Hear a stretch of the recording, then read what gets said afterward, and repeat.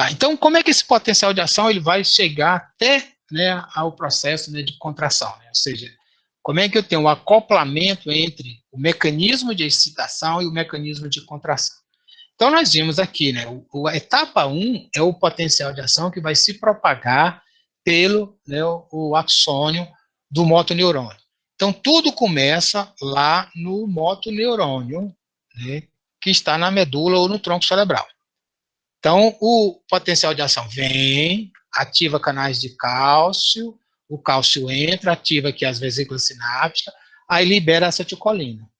A acetilcolina vai se ligar ao seu receptor, o seu receptor é um canal de sódio, dependendo de ligante, isso vai gerar, então, um potencial de placa motora, esse potencial de placa motora se soma, gerando, então, atinge o limiar, ativa os canais de sódio, dependendo de voltagem, gerando o potencial de ação. E esse potencial de ação ele vai se propagando pelo, né, aqui o sarcolema, pela membrana, né, celular.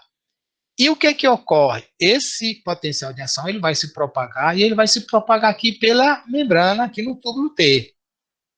No túbulo T, né, ele vai chegar a uma situação, então está aqui, né, o potencial de ação, se ele estiver se propagando aqui, ele vai chegar aqui, ele vai chegar numa região que nós vamos chamar de tríade. Por que é tríade?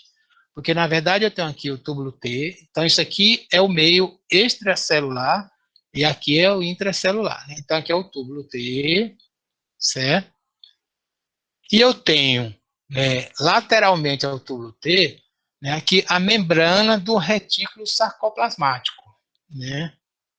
Isso aqui é a membrana do retículo sarcoplasmático, túbulos T, a membrana do outro retículo sarcoplasmático, certo?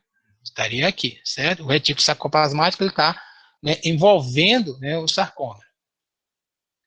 Então, né, o segundo potencial de ação ele vai se propagar até ele chegar no túbulos T, ou na tríade.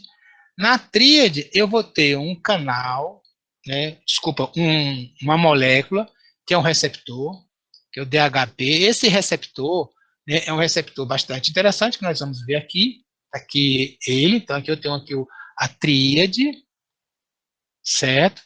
E aqui eu tenho um receptor. Esse receptor, veja que na situação de repouso, aqui eu tenho uma membrana, certo? Essa membrana aqui é a membrana do túbulo T. Aqui é a membrana do retículo sarcoplasmático. Aqui eu tenho o canal, certo? Esse canal aqui, né, essa proteína está na membrana dos túbulos T. Aqui eu tenho uma outra proteína, essa proteína aqui, né, é um canal de cálcio, ela está na membrana, né, do retículo sarcoplasmático, certo? Então, o que ocorre? Quando o potencial de ação chega, porque esse canal aqui é um canal de cálcio dependente de voltagem. O potencial de ação está se propagando, quando ele chega aqui, ao despolarizar, ele vai mudar a conformação dessa proteína. Essa proteína aqui, ele é um canal de cálcio. Então, dentro do túbulo T, que é no extracelular, dentro do túbulo T é o extracelular, tem muito cálcio, porque o cálcio está muito mais concentrado no extracelular.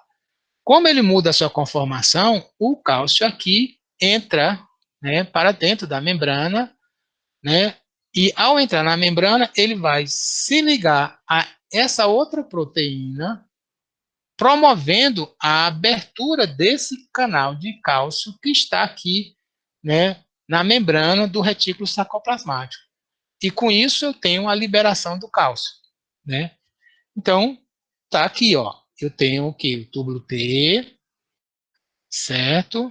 Aqui é a tríade, né? Túbulo T, retículo sarcoplasmático, certo?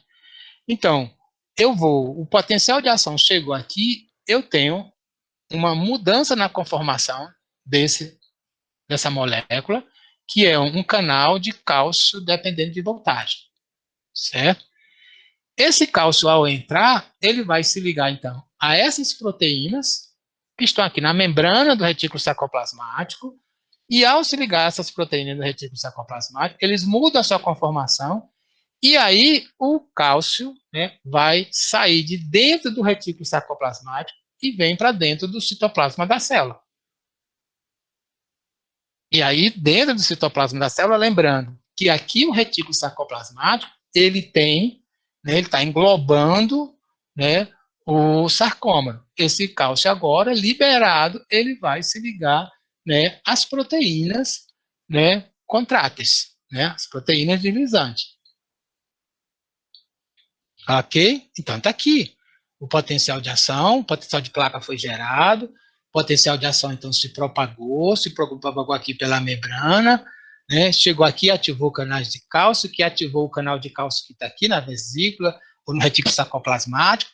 O retículo sarcoplasmático liberou o cálcio veio para cá, o cálcio vai se ligar, né, à proteína, à troponina C, que está aqui no sistema, com a presença de ATP aqui na cabeça, né, do filamento de miosima, e o cálcio aqui presente, eu vou permitir a ligação entre eles, e eu tenho ATP aqui, isso muda a sua conformação, promove o deslizamento. Ainda com a presença de ATP, esse, né, cálcio ele vai ser desligado durante o processo de relaxamento. Ao ser desligado, né, ele vai ser recaptado aqui pelo retículo sarcoplasmático através de uma bomba de cálcio. Essa bomba de cálcio ela depende de ATP, então ela é energética. Então a recuperação do cálcio para o retículo sarcoplasmático depende de gasto energético. Ok? Ficou claro esse processo, né? Ou seja, o quanto que eu tenho. Primeiro, a excitação aqui na membrana, depois com a liberação do cálcio, e aí eu tenho um processo de contração. E aí eu tenho um processo de deslizamento entre os dois componentes. Então, o que é que vai definir, né, esse grau, né, de contração? Né? Vai ser o número de pontes feitas entre os miofilamentos, né? Então, aqui, quanto mais ponte, cada vez que eu faço uma ponte, eu deslizo. Faço uma ponte, eu deslizo. Faço uma ponte, eu deslizo. Né? Então, o número de miofibrilas que estão sendo ativadas, né, no músculo, e o número de fibras musculares que estão sendo contraídas. Então, o número de fibras musculares, elas vão ser ativadas conforme o número de motoneurônios que foram ativados. Certo? Então, veja esse exemplo aqui. Aqui eu tenho um registro, isso aqui é um registro da atividade elétrica muscular feita, né, por aquilo que nós chamamos de eletromiograma. Tá? Então eu ponho um eletrodo aqui na musculatura, então vamos dizer que isso é a musculatura aí, é o bíceps, então eu pus um eletrodo aqui e um outro eletrodo aqui. Eu vou captar atividade elétrica. Então imagine que eu estou fazendo o seguinte, né, experimento. Né? Eu tenho aqui o indivíduo, né, eu vou colocar um livro na minha mão, eu tenho os eletrodos aqui, registrando a atividade elétrica. E aí eu coloquei um livro, ao colocar um livro, para segurar o livro, eu preciso manter ativando a musculatura, eu tenho que ter a contração. Então, veja, eu fiz o que? Né, esse grau de atividade elétrica. Eu estou registrando essa atividade elétrica. Agora, imagine que eu coloquei um livro e agora, né, eu vou colocar 2 livros. Então, eu aumentei o peso, eu estou agora para segurar, eu tenho que aumentar o grau de contração. Então, eu estou recrutando mais miofibrila e mais fibras musculares. Então, eu estou tendo mais potenciais de placa e mais potenciais de ação. Então, a atividade, o registro da atividade elétrica que eu estou detectando pelo eletromiograma é maior. E assim sucessivamente. Quanto mais livro, aqui é um livro, 2 livros, 3 livros, né? E aqui 4 livros. Eu vou colocando, vou aumentando o peso, eu vou recrutando novas fibras. Então, eu estou recrutando a fibra, estou gerando mais potenciais de ação, mais potenciais de placa motora, e isso está se somando e eu estou registrando uma maior atividade elétrica. Certo? Então, isso, né, é a forma, né, de eu ter ativação, né, do músculo. Então, aqui ele está mais contraído, né, do que nessa situação aqui. A outra, né, situação, né, importante também da gente ver, que é o rigor mortis, que é esse processo de que a musculatura fica rígida, né, com um intervalo razoável após a morte. O que ocorre? Enquanto tem ATP, né, eu consigo fazer a desconexões entre as fibras musculares. Mas depois que não tem mais ATP, né, essa fibra muscular, né, essas pontes, elas ficam fixas. Elas só vão, né, desfazerem a posteriori, né? Então, nesse momento que fica fixa, por ausência de ATP, fica rígido.